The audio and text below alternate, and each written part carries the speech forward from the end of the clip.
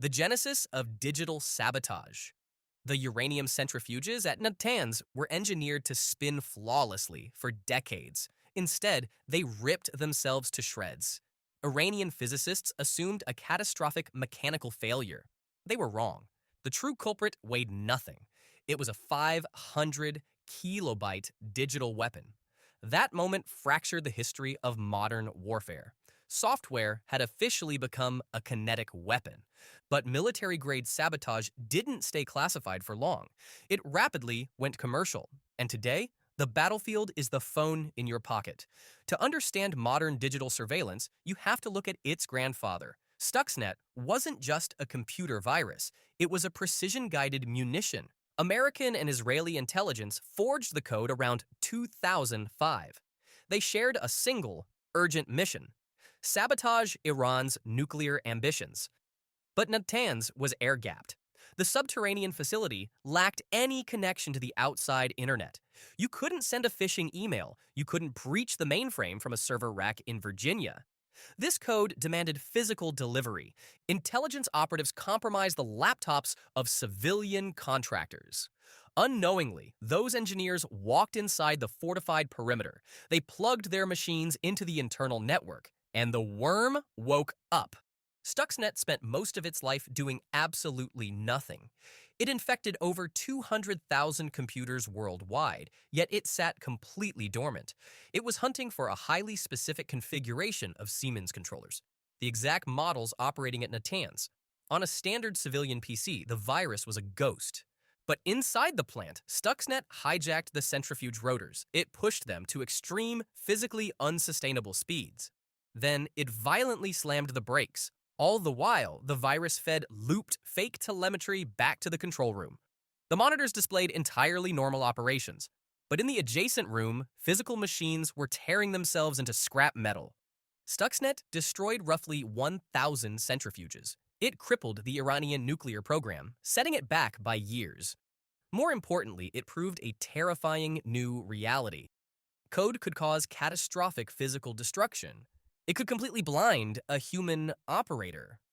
But the military monopoly didn't last. Security researchers reverse-engineered the Stuxnet payload in 2010. The blueprint for digital sabotage was exposed to the world. The private sector recognized a massive financial opportunity. Building invisible surveillance tools proved incredibly lucrative. The era of the corporate cyber arms dealer had arrived. FinFisher. By 2011, the digital weapons market had exploded. You no longer needed a black budget military fund to spy. You just needed a checking account. A German firm named Gamma International built a suite called FinFisher. They aggressively marketed it to global law enforcement. They showcased it at international defense trade shows. It sat in polished corporate booths right alongside armored vehicles and assault rifles. FinFisher didn't target industrial hardware. It targeted human psychology. It infected victims through fraudulent software updates. Your laptop prompted you to update Adobe Flash. The pop-up looked perfectly legitimate. The logo was precise. The font was flawless. But clicking Update instantly compromised your machine. The payload dug deep into the operating system's root. It recorded encrypted Skype conversations in real time. It logged every single keystroke. It silently activated microphones without ever triggering the hardware indicator lights. Your own device became an active, hostile informant. Then, in 2014, a hacker breached Gamma International's servers. They dumped 40 gigabytes of internal files online. The leak exposed their actual client list. FinFisher wasn't just tracking terrorists. Authoritarian regimes in Bahrain and Egypt had purchased the suite. Journalists and political dissidents found the software hiding quietly on their hard drives. This exposure shifted the entire cybersecurity industry. Commercial spyware companies realized they couldn't control their clients' targets. Tactics had to evolve. Fake updates required a user to actually click. Relying on human error was now deemed too risky. The next generation of developers demanded guaranteed access. They wanted the zero-click. Predator. The zero-click is the ultimate operational asset. It demands zero user interaction. You don't click a malicious link. You don't download a strange attachment. You just receive a silent text message. Before you even look at the screen, your phone is completely compromised. NSO Group's Pegasus commands all the media attention. But another entity quietly cornered the global market. The spyware is called Predator. A North Macedonian company called Cytrox built it. Predator operates like a digital parasite. It usually arrives via a silent WhatsApp or SMS notification. It instantly chains together unknown, unpatched vulnerabilities. It easily bypasses Apple's rigid iOS architecture. It cuts directly through Android. Every security layer falls simultaneously. Once inside, its access is absolute. It captures Signal and WhatsApp messages directly from the active screen memory. End-to-end encryption means nothing when the device itself is fundamentally compromised.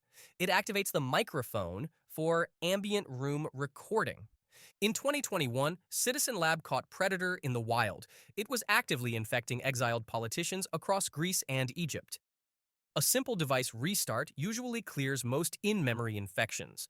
Predator bypasses this defense entirely. It hijacks built-in automation applications. It reinfects the device the exact microsecond it powers back on. This ecosystem is highly decentralized. Cytrox joined a corporate intelligence alliance called Intellexa. This consortium offers out-of-the-box surveillance packages. They sell the software, the operational training, and the server infrastructure. But zero-click attacks still leave microscopic memory traces. To build a truly untraceable weapon, you don't attack the phone. You attack the network itself. Hermit. To stop a zero-click, you can update your phone's operating system. You can enable lockdown mode. You can throw the device in the trash. But what do you do when the attack comes directly from your internet service provider?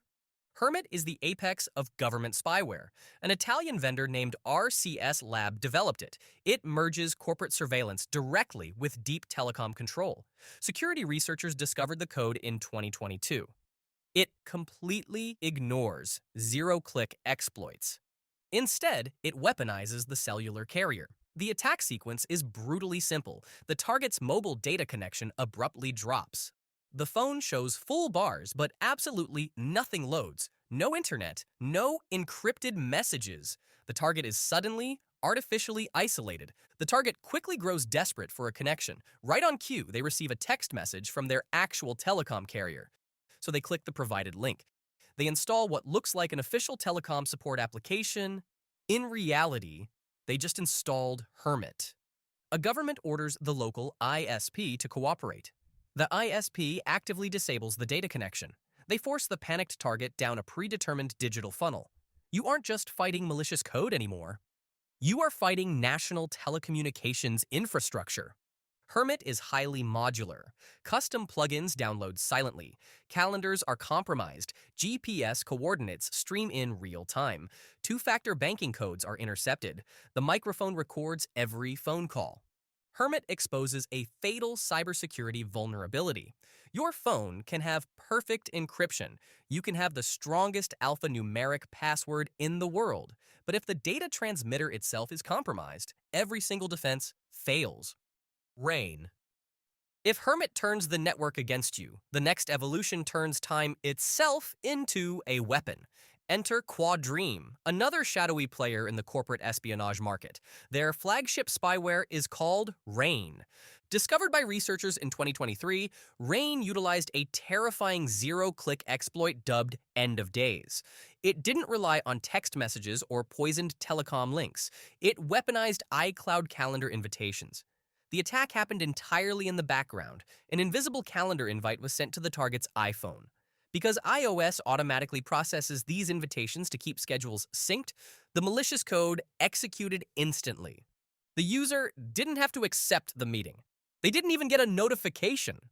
Once inside, Rain pulled the standard levers. It recorded calls, stole passwords, and activated the camera. But its true innovation was its self-destruct sequence. Rain was designed to vanish without a trace. It actively scrubbed its own tracks from the device's system logs, deleting the phantom calendar invite that brought it in. By the time forensic investigators analyzed the phone, the weapon was already gone. It was the digital equivalent of an assassin who fires a shot, and then the bullet simply evaporates. The Invisible Frontline. We started in a fortified Iranian bunker. physical machines violently tore themselves apart.